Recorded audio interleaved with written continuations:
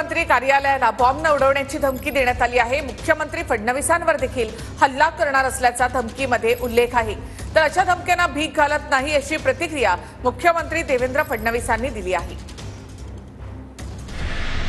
मुख्यमंत्री देवेंद्र फडणवीसांच्या कार्यालयावर हल्ला करण्याच्या धमकीचा मेसेज।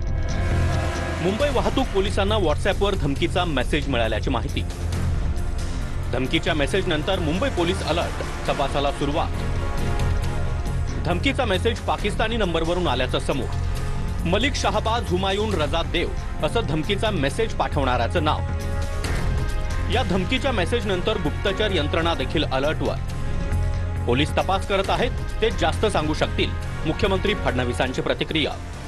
अशा प्रकारच्या धमक्या येत असतात। धमक्यांना भीक घालणाऱ्यांपैकी आपण नाही आहोत। धमकी आल्यानंतर आता त्याच्यावर जे आमचे पोलीस आहेत ते वर्किंग करता आहेत आणि ती कुठून आली, कशी आली, अशा प्रकारचं त्याचं वर्किंग चाललेलं आहे।